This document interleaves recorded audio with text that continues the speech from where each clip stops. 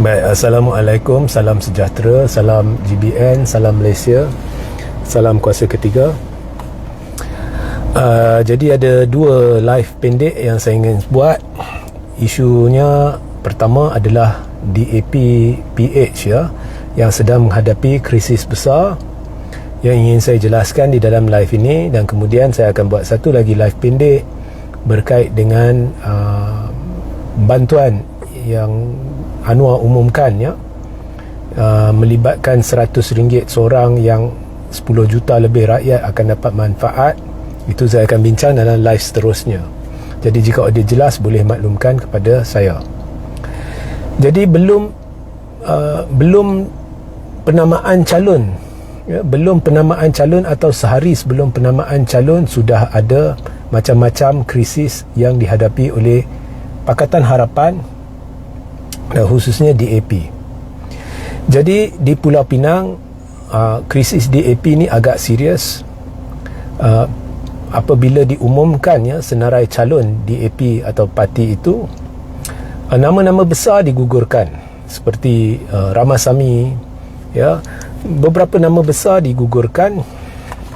Dan bila anda kaji, nama-nama ini adalah nama-nama yang menyokong pencalonan Chow Kon Yeow, iaitu Ketua Menteri Pulau Pinang lah ni, sebagai calon Ketua Menteri selepas PRN ya.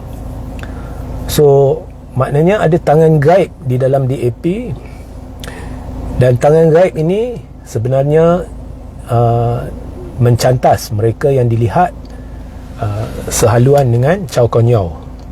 Okay. Now, ini sebenarnya bukannya hanya maklumat yang saya dapat, tetapi dijelaskan juga oleh pihak-pihak yang dicantas seperti Ramasamy ya. Dan difahamkan ada seorang yang telah keluar DAP dan akan bertanding sebagai calon bebas, dan slogan kempen dia adalah untuk selamatkan Pulau Pinang daripada Lim Guan Eng. Nah, ura-ura dan maklumat-maklumat yang diperolehi dan juga berdasarkan pendedahan-pendedahan, ini adalah kem Lim Guan Eng yang menurut pihak-pihak seperti bekas ahli DAP yang ingin bertanding untuk selamatkan Pulau Pinang dari Lim Guan Eng tu, ialah Lim Guan Eng ingin jadi balik Ketua Menteri. Itulah cerita dia lah. Itulah cerita yang dia beritahu. Dan Lim Guan Eng ada pengaruh yang cukup besar terhadap DAP, dan oleh kerana dia ingin kembali sebagai Ketua Menteri, maka dia tidak berpuas hatilah bila ada sebilangan ahli-ahli DAP di Pulau Pinang, orang-orang kuat yang kebetulannya ada juga kedudukan dalam kerajaan DAP Pulau Pinang ya, mereka menyokong Chow Kon Yeow. Jadi DAP sudah lakukan kompromi oleh kerana Ramasamy dan beberapa pemimpin DAP Pulau Pinang menyokong Chow Kon Yeow. Jadi akhirnya DAP terpaksa menamakan Chow Kon Yeow sebagai poster boy dan calon Ketua Menteri sekiranya PRN dimenangi oleh DAP. Tetapi di sekeliling Chow Kon Yeow, mereka sedang mencantas penyokong-penyokong dia. So nampaknya macam ada gerakan untuk lemahkan Chow Kon Yeow lah. Dan menurut bekas ahli DAP yang kini bertanding sebagai bebas ni, dia kata ini adalah kerana Lim Guan Eng ingin jadi kembali Ketua Menteri. Okey, untuk tu saya nak tanya UMNO dakwa sekarang DAP dah berubah. Di bawah Anthony Locke, DAP dah jadi lebih tidak ekstrim dan sebagainya. Itu bohong lah ya. Baru-baru ni banyak kenyataan rasis, anti-Islam, bersempadankan Islamofobia yang dikeluarkan oleh Lim Kit Siang, Lim Guan Eng ya, dan kenyataan-kenyataan rasis dan Islamofobia lain yang dikeluarkan oleh seorang adun DAP dari Selangor, kemudian kenyataan yang bersempadankan rasisme oleh Ramasamy dan macam-macam lagi. So itu bohong lah. DAP sudah sudah kurang ekstrim di bawah Anthony Locke. Tapi apa sekalipun, apa komen UMNO berkenaan dengan situasi terkini yang menunjukkan Lim Guan Eng dari belakang ada pengaruh besar. seperti yang didakwa oleh bekas ahli DAP itu, seperti yang didakwa secara tidak langsung oleh Ramasamy, walaupun Ramasamy tak namakan Lim Guan Eng, tapi kita tahulah apa makna dia, ya, tangan-tangan gaib yang sedang mencatur.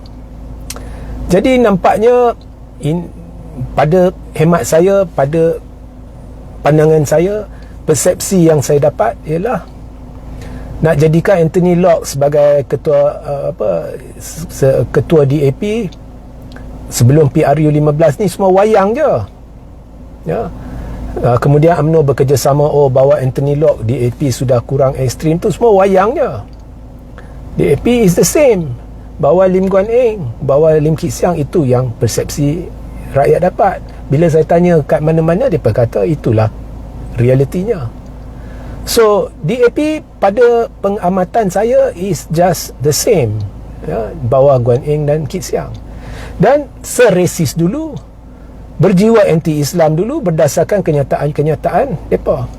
Kau lihat kenyataan cukup tajam, cukup beracun Guan Eng, ya, yang sudah diwar-warkan, dihebohkan, laporan sudah dibuat. Kau lihat tak ada tindakan lagi, tak ada tindakan lagi, ya. So apa kata UMNO sekarang? Dan DAP, krisis yang dihadapi di Pulau Pinang ini sudah memarahkan Akar Umbi. Akar Umbi memang dah marah dengan DAP kerana tidur sebantal dengan kleptokrat. Akar Umbi ada peratus yang agak signifikan tidak puas hati Zaid Hamidi dilantik sebagai Timbalan Perdana Menteri. Lah ni Akar Umbi lihat ada percubaan Guan Eng, atau persepsi ditimbulkan ada percubaan Guan Eng nak kembali sebagai Ketua Menteri. Now, saya nak beritahu kepada anda, walaupun Cina sokong DAP, tapi saya difahamkan ramai Cina, dan saya tanya pun ramai Cina tak suka Guan Eng dengan Kit Siang. Mereka kata era Kit Siang dan era Guan Eng sepatutnya dah lama berakhir. Tetapi sekarang orang-orang Cina sedang diberitahu bahawa Guan Eng ada pengaruh besar. Sampai pencalonan Pulau Pinang dia boleh tentukan.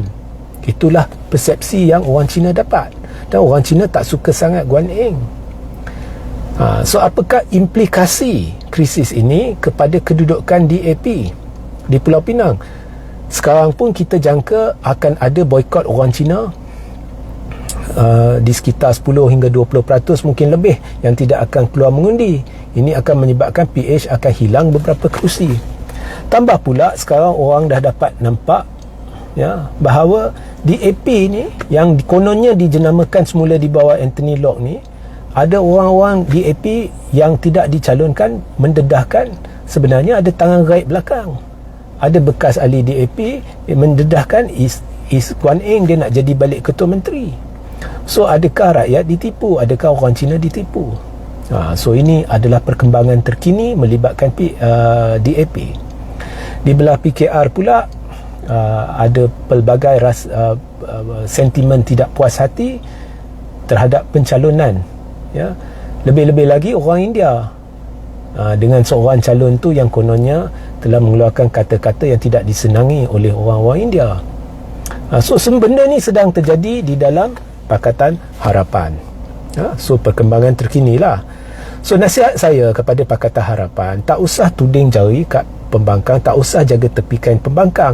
Mereka timbulkan persepsi ada pertelingkahan antara Mahathir dengan dia ni, ada rasa tidak puas hati dengan Muhyiddin, dengan Hamzah apa. Semua fitnah-fitnah yang diwujudkan yang sebenarnya sudah terbukti fitnah. Apabila anda lihat di pentas umum, Tun Anwar Musa, Hadi Awang, Muhyiddin, Hamzah semua boleh duduk sepentas, tak ada masalah. Yang bermasalah sekarang ni belum PRN adalah Pakatan Harapan dan UMNO. Jadi kalau dah bermasalah sesama mereka, PH dalam PH sendiri dah masalah, PH dengan UMNO dah masalah, jadi macam mana mereka boleh jamin perpaduan? Fikir-fikirkanlah. Sehingga kita berjumpa sebentar lagi. Assalamualaikum, salam sejahtera, salam GBN, salam Malaysia, salam kuasa ketiga.